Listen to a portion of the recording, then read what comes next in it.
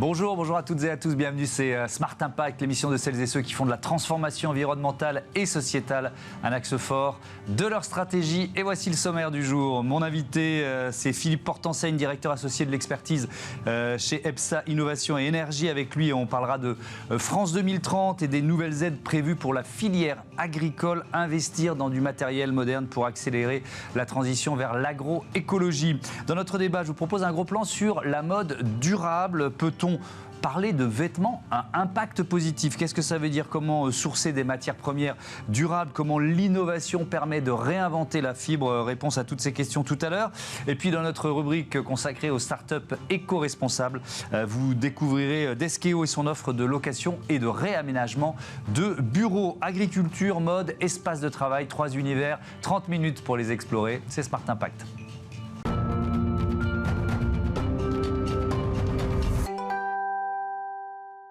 L'invité de ce Smart Impact est avec nous en visioconférence en duplex. J'accueille Philippe Portenseigne. Bonjour, bienvenue. Vous êtes directeur associé de l'expertise chez EPSA Innovation et Énergie. Peut-être pour commencer, est-ce que vous pouvez nous rappeler ce qu'est le groupe EPSA ? Alors, le groupe EPSA, c'est un groupe de conseil opérationnel présent à l'international, 1500 collaborateurs pour quasiment 200 millions de chiffres d'affaires. Et notre métier, c'est d'accompagner la performance durable, comme vous le rappeliez tout à l'heure, des entreprises comme des acteurs du secteur public et en particulier du secteur agricole, qui est très concerné aujourd'hui par des enjeux de compétitivité, d'innovation, mais de transformation environnementale. Et là, ça porte beaucoup sur la transition énergétique ou pas seulement ?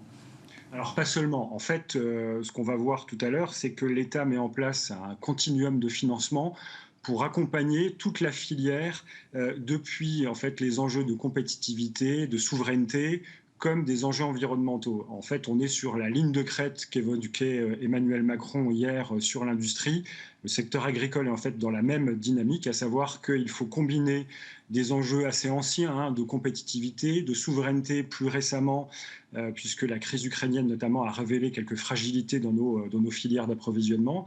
Et puis de l'autre côté, la nécessaire transformation environnementale et sociétale avec tous les enjeux que l'on connaît, évidemment la gestion de l'eau, l'affrontement des enjeux climatiques et puis le bien-être animal. Donc l'agriculture est confrontée à de très très grands enjeux qui finalement caractérisent un peu ce que sont les défis de la France aujourd'hui dans le domaine industriel et économique. Oui, c'est presque une équation impossible à résoudre pour les agriculteurs, si vous l'avez dit, si on parle de la guerre de l'eau, l'inflation, la baisse de la consommation sur le bio. Est-ce qu'on peut parler d'une sorte de casse-tête stratégique et économique aujourd'hui? Absolument, c'est un casse-tête stratégique, d'autant que c'est une profession qui est moins attractive. C'est un univers qui est évidemment surveillé comme le lait sur le feu depuis des années au travers de la politique agricole commune. Donc il y a déjà beaucoup de financements qui ont été apportés pour soutenir la compétitivité et la modernisation des agriculteurs, mais sont venus effectivement plus récemment se rajouter des enjeux plus criants encore sur le développement de l'environnement. On l'a vu sur les débats autour des bassines, sur la gestion de l'eau, et on peut cumuler comme ça de nombreux exemples sur l'utilisation de moins d'intrants. Et on constate évidemment que tout ça se fait dans un contexte de guerre économique, non seulement avec le grand export, ça on le savait déjà, mais aussi à l'intérieur même de l'Europe. Donc c'est un casse-tête effectivement qui fait qu'aujourd'hui l'État met en œuvre un certain nombre de financements inédits qui n'existaient pas forcément auparavant, qui sont parfois plus fléchés, plus faciles d'accès. On le verra tout à l'heure, notamment sur ces agro-équipements innovants. Alors, je veux bien qu'on rentre dans le détail tout de suite. Donc, c'est le plan France 2030, de nouvelles aides prévues effectivement pour le secteur agricole. Pour bien comprendre, elles sont toutes conditionnées à une transformation vers l'agroécologie ? Alors elles sont à la fois conditionnées et en même temps elles sont beaucoup plus faciles d'accès. Le plus simple exemple, c'est de citer donc cet appel à projet qui a été lancé par France Agrimaire et qui a été communiqué lors du Salon de l'Agriculture en février dernier, qui vise en fait à mettre en place un système de financement sur étagère d'un certain nombre de familles d'équipements. Donc si vous avez des devis sur des équipements qui sont référencés dans la liste qui est prévue par l'appel à projet, eh bien vous êtes mécaniquement éligible à ces différents financements. Donc on peut citer quelques exemples très concrets dans les différentes familles d'équipements. Vous avez aussi bien des stations météo connectées, des mélangeuses automotrices autonomes. Donc en fait, on parcourt finalement l'ensemble des matériels qui sont soit des matériels qui n'existaient pas dans les exploitations agricoles, donc qui sont destinés à s'équiper pour mieux anticiper les problèmes climatiques, mieux anticiper la gestion de l'eau. Et puis on est sur des équipements mécaniques parfois un peu plus basiques, mais qui sont extrêmement précieux. Ça peut être toute la mécanisation qui permet le désherbage mécanique et d'utiliser moins d'intrants chimiques. Ça peut être également toute la transformation énergétique de certains équipements, passer de l'hydraulique à l'électrique, passer au méthane. Donc on a toute une famille d'équipements qui essayent de viser finalement un peu tous les enjeux qu'on évoquait tout à l'heure, c'est-à-dire à la fois la préservation des sols, une meilleure gestion de l'eau, l'anticipation de sécheresses de plus en plus nombreuses, et puis au final donc d'aider les exploitations à se moderniser, d'où la raison donc de ces taux de financement qui sont relativement élevés, puisqu'on est sur des niveaux d'aide qui vont de 20 à 40%, donc qui permettent aux agriculteurs de s'équiper plus rapidement dans ces dispositifs qui, on l'a dit tout à l'heure, sont une équation qui est complexe pour eux. Ouais, donc ce qu'on comprend bien, c'est vraiment un investissement dans du matériel moderne qui permet d'accélérer la transition vers l'agroécologie. Donc sur étagère, on a bien compris, il suffit, on regarde sur un catalogue en quelque sorte le matériel qu'on va changer. Est-ce qu'il y a d'autres types de financements innovants qui permettent d'accélérer cette transition ?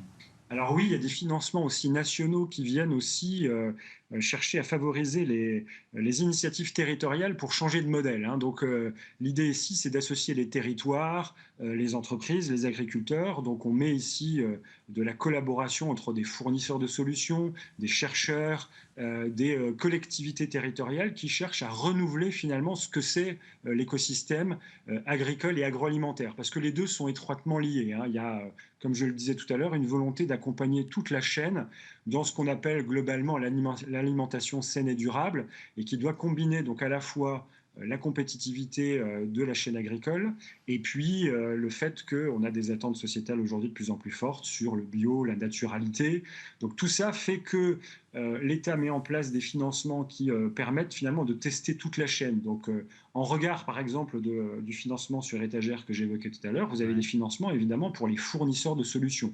Donc ici on essaye de privilégier des industriels, des start-up françaises qui parfois ont du mal à industrialiser et à commercialiser leurs équipements. Et donc là, on leur donne un coup de pouce en leur disant, voilà, si vous proposez des capteurs, des robots, des drones, des nouveaux matériels qui permettent aux agriculteurs de se moderniser, d'être plus performants et plus durables, eh bien, on va vous financer finalement cette démarche d'industrialisation et on va finalement faire la promotion de vos équipements auprès des agriculteurs en finançant sur étagère, comme je le disais tout à l'heure, ces différents matériels. Donc il y a vraiment un cercle vertueux à deux faces, avec d'un côté des enjeux industriels et de l'autre côté des enjeux agricoles. Et sur la transition énergétique, l'idée c'est quoi ? C'est d'inciter les agriculteurs, les exploitants à devenir producteurs déjà de leur propre énergie ? Producteurs d'énergie, utilisateurs de matériel avec un mix énergétique différent, puisque on a bien sûr, comme sur d'autres objets de mobilité, la question de l'utilisation de quel carburant pour les tracteurs. On a évidemment toute cette logique de production d'énergie, comme on l'expliquait sur la méthanisation, qui est quelque chose qui a été mis en œuvre il y a déjà quelques années, mais sur laquelle on est très en retard par rapport aux Allemands. Donc l'idée, c'est qu'aujourd'hui, il y a tout un mix énergétique effectivement à revoir. Sur certains agriculteurs, puisqu'on ne parle pas forcément de culture en plein champ, vous avez aussi des agriculteurs qui sont sur des activités qui nécessitent des serres. Donc ces serres, elles doivent justement avoir des niveaux de performance énergétique plus élevés. Donc là aussi, on retombe sur des matériels plus performants et plus innovants pour justement que l'aération et l'utilisation de l'énergie soient meilleures. Donc vraiment, on est sur une vraie révolution agricole dans tous les sens du terme.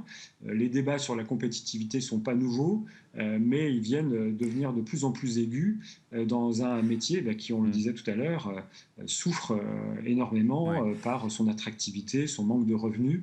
Donc beaucoup d'enjeux qui font que l'État est au chevet des agriculteurs pour les aider et les accompagner. Avec Notamment avec des financements plus nationaux, oui. là où les agriculteurs étaient très accompagnés au niveau régional par les fonds européens que les agriculteurs connaissent bien. Et avec un contexte alors, qui est, on l'espère, conjoncturel, qui est celui de la baisse de la consommation du bio. Est-ce que ça, vous sentez que c'est un frein aujourd'hui dans la démarche de certains agriculteurs, de certains exploitants pour aller vers une agriculture plus écologique? Bien sûr, bien sûr. De toute façon, il y a des freins majeurs à la conversion d'une manière générale. En fait, on est sur des méthodes de production qui sont relativement anciennes et même si aujourd'hui beaucoup d'initiatives sont prises pour basculer vers d'autres modes de production, il y a encore un certain nombre de réflexes évidemment conservateurs. C'est assez logique. On trouve des choses similaires dans l'industrie. Le parallèle peut être fait. Donc effectivement, conjoncturellement, on a cette baisse du bio pour des questions de pouvoir d'achat, tout simplement. Donc on en revient toujours à la même équation, c'est-à-dire comment combiner une alimentation saine et durable avec des prix compétitifs et finalement une compétitivité qui est notamment liée à la taille critique. On sait qu'en France, on a une diversité agricole qui est bien supérieure aux autres pays, donc une gamme finalement de produits qui est très très étendue et des exploitations qui en moyenne sont beaucoup plus petites. Donc il y a vraiment un changement de paradigme qui est très très important et c'est vrai que de manière un peu caricaturale, parfois on a tendance à opposer agriculture intensive et très compétitive avec une agriculture plus saine. C'est ça le grand défi, c'est d'arriver à combiner une agriculture saine avec une agriculture qui change de dimension.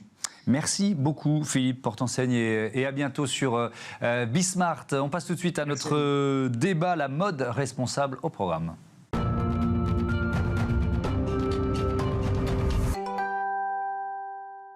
C'est le débat de ce Smart Impact et je vous présente tout de suite mes invités. Alexandre Hérissou, bonjour. Bonjour. Bienvenue, vous êtes le fondateur de Fanatura et avec nous en duplex, en visioconférence, Wim Niels qui est le responsable commercial et lifestyle de Primaloft. Bonjour et bienvenue à vous aussi. On va commencer traditionnellement dans notre débat souvent par présenter les entreprises qui sont ici. Fanatura, c'est quoi ?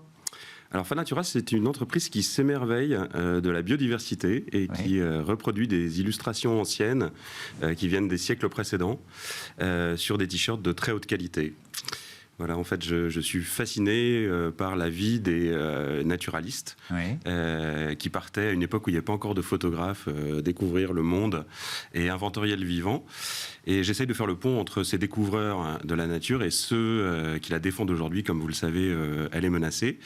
Et mon engagement est de reverser 20% de mes bénéfices aux associations de protection de la nature. Alors ça, on y reviendra en détail. Donc l'idée, c'est que les vêtements, notamment les t-shirts, portent ce message de défense de la nature. Mais après, il y a aussi les conditions de la production d'une mode durable. C'est quoi les principes que vous vous êtes donnés pour réussir à tenir cet objectif ? Alors effectivement, on ne peut pas prétendre en rendre un peu à la nature tout en lui en prenant trop de l'autre côté. L'idée, c'était évidemment de produire pas trop loin. Je fabrique au Portugal. Et surtout à partir de matériaux qui sont évidemment éco-responsables, biosourcés. Moi, je ne fabrique qu'à partir de coton bio, 100% coton bio, labellisé GOTS, qui est le standard le plus exigeant en matière de textile éco-responsable. Et voilà, jusque dans la technique d'impression, on est vraiment dans une démarche durable, éthique et éco-responsable. Démarche durable également avec Primaloft. Wim Niels, c'est quoi le principe de la technologie des vêtements Primaloft ? En effet, Primaloft est une entreprise américaine qui est spécialisée dans des isolants synthétiques textiles. Ça veut dire qu'on est une marque ingrédient. On fait pas des vêtements, mais on est toujours les invités chez les marques partenaires. Oui, avec donc une technologie, vous partez du plastique, c'est ça, pour créer de la fibre ? Expliquez-moi. On démarre de polyester et à partir de cette polyester recyclée, dont l'origine est des bouteilles post-consommateurs, on fait des fibres pour en faire des isolants performants, toujours en vue avec la performance et l'environnement, la durabilité en vue. Alors, on a des petits problèmes de son, on va essayer de les régler. Je reviens vers vous, Alexandre Hérissou, peut-être sur un constat un peu général autour de la mode durable. Parce que nous, on reçoit évidemment ici régulièrement des entreprises qui se lancent dans cette démarche. C'est quoi? C'est encore une goutte d'eau par rapport à tout ce qu'on appelle la fast fashion? Oui, pour l'instant, c'est vraiment porté par, on va dire, des nouveaux entrants, depuis quelques années seulement. Mais il y a quand même un mouvement qui s'est créé autour du slow fashion. Moi, je prône beaucoup le slow depuis très longtemps. Quand j'étais petit, on me regardait comme un extraterrestre. J'ai toujours pensé que la lenteur était une qualité. Voilà, je pense que c'est une manière aussi de vivre différemment, de consommer moins, de produire moins et de rester à l'écoute de ce que peut nous produire la planète. Vous parlez des nouveaux entrants, vous en êtes un avec Fanatura, mais est-ce que les géants de la mode commencent, parce qu'on en reçoit ici aussi, bon, ils essayent de mettre en avant ces engagements et un virage, est-ce que vous avez le sentiment qu'il y a un virage qui a été pris ? Alors, je ne suis pas un expert du tout, hein. Je lis comme vous, j'imagine, beaucoup de choses sur ce qui se passe chez les géants de la mode. C'est très compliqué pour eux, c'est-à-dire qu'ils ont un modèle économique avec un système de production, ils ont des contraintes énormes la machine est en route, vous voyez. Donc pour la ralentir, c'est compliqué. On peut comprendre que ça prend du temps. Il y a des initiatives qui sont sincères, donc il faut les saluer. Il y en a d'autres qui font ce qu'on appelle du greenwashing, qui se couvrent sous un certain nombre de slogans et qui ne font pas grand-chose derrière. Donc il faut décoder l'information et il faut que le consommateur qui est facilement averti aujourd'hui puisse faire le tri. Oui, avec une demande de transparence qui est ultra légitime de la part des consommateurs. Wim Niels, je reviens sur la fabrication de cette fibre. Sont des quoi? Sont des plastiques, des bouteilles, du polystyrène récupérés dans l'océan? Oui, non? Comment ça fonctionne? Ça fonctionne de telle sorte que nous, on a un partenariat avec Ocean Cycle qui... les isolants qu'on fait avec composent de 100% des matériaux recyclés, dont 60% est issu de récolter des bouteilles en plastique, récolter des zones côtières. Et du fait, on fait une fibre avec ça. Et le restant, le 40%, on ajoute 40% des fibres recyclées pour en faire une isolant très performant. Mais c'est composé de 100% matériaux recyclés. Comment on part du plastique pour en faire une fibre? C'est quoi? C'est un isolant de vêtements, on l'a bien compris. C'est quoi le procédé, l'innovation en quelque sorte? L'innovation est vraiment de telle sorte qu'on recycle. Il y a Ocean Cycle qui recycle les bouteilles qui sont de provenance des zones côtières. Alors là, on va faire une sorte d'un chip et du sort, on essaye d'en faire une fibre. Le microfibre que nous, on a inventé dans l'année 1983, qui est un fibre qui donne la performance en tenant la chaleur corporelle dans un vêtement. Et donc, pour bien comprendre, ensuite, vous distribuez, vous avez des partenariats avec des grandes marques. On parlait des grandes marques qui veulent justement intégrer des matériaux recyclés dans leurs vêtements? Oui, exactement. Des grandes marques, on a des partenariats avec des marques, il y a 1000 marques globales qu'on travaille avec, qui vont utiliser cet isolant dans leur veste, dans tout ce qui est isolant dans leur collection. Cet Ocean Mount Plastic isolant, pour cette saison-ci, on a deux marques partenaires de Privaloft historiques qui sont Helly Hansen et Isbjörn of Sweden, qui vont commencer pour la première fois avec cet isolant spécifique. Mais déjà, nous, on est très connus parce que nous, la majorité de notre produit consiste déjà des fibres recyclées. Je reviens vers vous, Alexandre Rixou. Vous l'avez dit, vous reversez 20% de vos bénéfices à des associations qui protègent la nature. Je crois qu'il y a les insectes, le corail, les poissons menacés, la forêt. Comment vous les avez choisis parce que ça aussi, c'est pas si simple. Alors, il y a beaucoup d'associations qui sont très soutenues et qui sont très connues. Il y a le WWF, Sea Shepherd et d'autres. Et il y a un certain nombre d'associations qui méritent qu'on s'y attarde un peu parce qu'elles ont une démarche qui est, enfin en tout cas qui moi me touche. Et donc effectivement, je vais à leur rencontre, je les interviewe et j'essaye de comprendre un peu comment ils fonctionnent. Et je partage cette information avec ma communauté sur les réseaux sociaux. Donc c'est un principe chez Fanatura, je fais rien tout seul. Même pour les collections de t-shirts, là on parlait des coraux, vous voyez celui-ci, c'est le résultat d'une consultation. Je poste beaucoup d'illustrations sur le compte et les internautes, les followers décident ensuite vers qui on reverse une partie des bénéfices évidemment et quelles illustrations y figureront sur nos collections. Sourcer du coton bio, du coton responsable, est-ce que c'est si facile que ça aujourd'hui? Alors c'est pas facile quand vous êtes petit, quand vous démarrez, parce que évidemment vous n'avez pas la main sur le volume, donc c'est très difficile d'avoir de la traçabilité. Vous êtes obligé de faire confiance à votre fournisseur, fabricant, façonnier, voilà. Donc c'est avec eux qu'on travaille. Donc je travaille avec une usine qui est certifiée, donc comme je vous l'ai déjà dit, et qui elle a ses propres filières.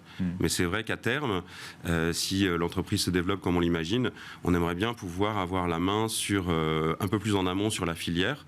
Et pour pouvoir avoir une traçabilité maximum et la proposer à nos clients. Pour l'instant, dans la gamme de produits de vêtements Fanatura, on trouve quoi? Des t-shirts Alors pour l'instant, il n'y a que des t-shirts. C'est vraiment les t-shirts. C'est vraiment le monoproduit.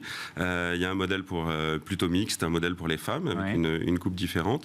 Et on vient de sortir une nouvelle collection il y a 15 jours pour les enfants qui s'appelle Fanakids.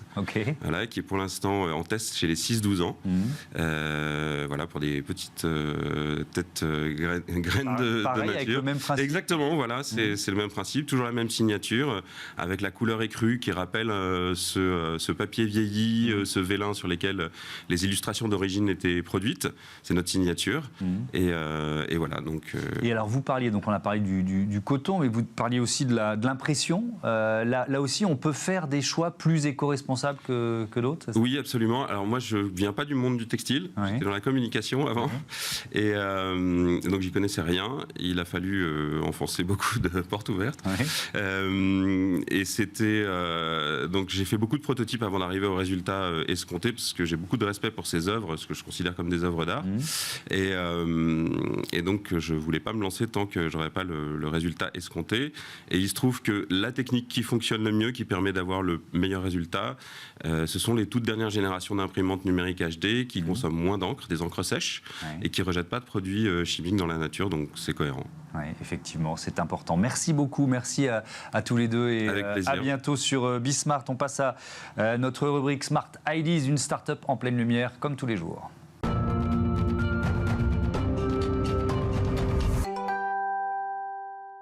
L'invité de Smart Ideas, c'est Benjamin Teboul. Bonjour, bienvenue. Bonjour Thomas. Vous êtes le cofondateur de Deskeo, créé en 2016 avec Frank Zorn. Et avec quelle idée? C'était quoi votre point de départ? Alors, le point de départ, c'est qu'on avait constaté qu'il y avait un conflit concrètement entre l'offre immobilière traditionnelle et puis le souhait des entreprises qui est relativement différent les années passant, avec notamment cette révolution industrielle du digital qu'on est en train de vivre. Et on s'est dit qu'il y avait un créneau à prendre finalement sur une offre qui était à la croisée des chemins entre le bail traditionnel et puis l'offre de coworking ou de centre d'affaires qui existait déjà. Et donc, on a créé ce produit qui finalement va prendre un petit peu les bénéfices des deux côtés. Donc le côté service et flexible qu'on peut avoir dans des espaces de coworking, en l'adossant à un côté privatif et confidentiel, qui est finalement ce que vous pouvez avoir comme avantage quand vous avez vos propres bureaux. Est-ce que ça veut dire que vous construisez des bureaux, que vous les gérez? C'est quoi le périmètre d'activité de Deskeo? Alors, on a 3 offres principales. Donc, l'offre, la genèse, la base, c'est cette offre Workspace. Donc, Workspace, c'est un package global. Vous arrivez avec un cahier des charges en termes de localisation, en termes de surface, en termes potentiellement de durée d'engagement, de conception de l'espace. Et nous, on va vous accompagner sur toute la partie design, la partie architecture. Donc, en fait, on va vous livrer un espace de bureau clé en main, où finalement vous n'aurez qu'à venir avec vos collaborateurs, nous donner quelques indications sur la façon que vous avez de travailler au sein de votre entreprise, et donc les équipes Deskeo, puisqu'on a à peu près une centaine de personnes en interne, vont s'occuper de vous accompagner au moment de la signature, au moment de la conception, puis ensuite au moment de la gestion de vos bureaux. Donc ça va aller du mobilier à la machine à café en passant par... Donc ça c'est la première offre. On va plus vite sur les deux suivantes, sinon on n'aura pas le temps de détailler. La deuxième, c'est une offre Meeting and Event, donc c'est les salles de réunion ou des espaces d'événementiel qu'on met à disposition d'utilisateurs qui ne sont pas nécessairement nos clients. Et la troisième, c'est une offre Design and Build, où en fait on va mettre à disposition d'utilisateurs et de clients notre savoir-faire sans qu'ils aient forcément le package global qu'on pourrait offrir à travers l'offre Workspace. Les enjeux de développement durable, de limitation de l'empreinte carbone, donc l'entreprise elle est relativement jeune, créée en 2016, ils apparaissent depuis quand? C'est une demande de vos clients qui grandit depuis combien de temps pour vous? Concrètement, depuis 3 ans, on voit une réelle accélération sur ces sujets. On voit qu'on a de plus en plus d'utilisateurs, parce que nous, on a des clients qui sont des boîtes de 20 jusqu'à plusieurs centaines. Donc, on a des boîtes qui sont normées. On a des entreprises clientes comme Spotify, comme Shell, qui peuvent avoir un réel impact et qui ont besoin, vis-à-vis de leurs collaborateurs, de montrer leur engagement sur le côté RSE. Donc, depuis 3 ans, on voit une réelle accélération. 2016, c'est en effet assez récent, mais c'est vrai que c'est un sujet qu'on a toujours pris en compte et qu'on a toujours tenu en haute estime. Donc ce qu'on a commencé par faire, c'est qu'on a déjà essayé de comprendre ce que nous on consommait. Donc vous avez fait un bilan carbone? Donc on a fait un bilan carbone, on a appelé des consultants parce qu'on était loin d'être experts sur ce sujet-là. On s'est fait accompagner et on s'est rendu compte que Deskeo en 2020 c'était 741 tonnes d'émissions. Donc on s'est dit en fait ça correspond à quoi? Alors 741 tonnes, c'est 106 trajets entre Paris et Sydney, c'est 30 000 jeans. C'est 20 000 smartphones. Donc c'est là qu'on mesure et qu'on se rend compte de l'impact. Et alors ce qui est intéressant, c'est qu'on mesure son impact et on peut commencer à imaginer activer des leviers pour le réduire, c'est ça? Évidemment, parce qu'en fait le process de mesure de l'impact passe par un questionnaire. Donc c'est un cheminement assez long, et c'est qu'en fait on se met à se poser des questions qu'on ne s'était jamais posées auparavant. Ça va jusqu'à se demander qu'est-ce qu'on mange le midi ou qu'est-ce que mangent les collaborateurs le midi. Et c'est là qu'on s'est rendu compte qu'il y avait énormément de leviers qu'on pouvait activer. Le plus efficace, c'est quoi? Alors, dans votre métier, nous, il y a 3 piliers, 3 axes. Le premier, c'est la conception. Donc c'est comment on va réfléchir un espace en termes d'aménagement, en termes de lumière. Est-ce qu'on va utiliser des LED? Est-ce qu'on va utiliser des capteurs? Ensuite, il y a toute la partie construction. Donc ça, c'est utiliser les bons matériaux, faire en sorte que nos prestataires soient des gens qui soient aussi concernés par les sujets sociaux et environnementaux. Et puis ensuite, le troisième axe, parce que nous, on gère encore une fois l'enveloppe globale, c'est la partie exploitation. Donc là, on a vraiment un rôle d'éducation et d'accompagnement des collaborateurs des entreprises clientes chez nous, pour faire en sorte que les chargeurs soient débranchés, pour faire en sorte que les ordinateurs soient éteints, pour faire en sorte que la clim ne soit pas allumée en deçà d'une certaine température. Et c'est là qu'on est extrêmement vigilant et qu'on se rend compte qu'il y a énormément de choses à faire. Avec le télétravail, il y a beaucoup d'entreprises qui veulent réaménager leur bureau. Là aussi, on peut le faire de différentes façons, et on peut le faire d'une façon la moins énergivore ou la moins consommatrice en carbone possible. Oui, je vais vous donner un exemple assez simple. Quand vous faites une visio et qu'en fait vous vous rendez compte qu'il y a 5 personnes en interne qui sont sur la même visio avec quelqu'un qui est potentiellement en externe, tout simplement on va faire des aménagements qui vont avoir beaucoup plus de salles de réunion ou d'espaces collaboratifs dans les espaces de bureau, permettant à ces gens, plutôt que de le faire de 5 ordinateurs, de le faire d'un seul. Donc évidemment qu'il y a des nouveaux réflexes et qu'il y a des nouvelles choses qui sont mises en place qui permettent d'avoir une performance et en tout cas un impact qui soit beaucoup moins important que celui qui pouvait être. Oui, avec des bons conseils à donner, réponse rapide s'il vous plaît, sur l'optimisation des ressources au bureau. Enfin voilà, le papier, le café, tout ça, il y a du travail, quoi. Il y a beaucoup de travail. Il faut faire un diagnostic, il faut comprendre, il faut sensibiliser, et puis ensuite il faut agir avec les bons prestataires et les bons produits. Merci beaucoup Benjamin Teboul, et à bientôt sur Bismart. Voilà, c'est la fin de ce numéro de Smart Impact. Je voudrais remercier Louis Perrin qui s'occupe de la programmation et de la production, assisté de Marie Billa. Le réalisateur aujourd'hui, c'était Xavier Sanchez, et au son Alexis Oustabassidis. Merci à toutes et à tous de votre fidélité, et à très vite.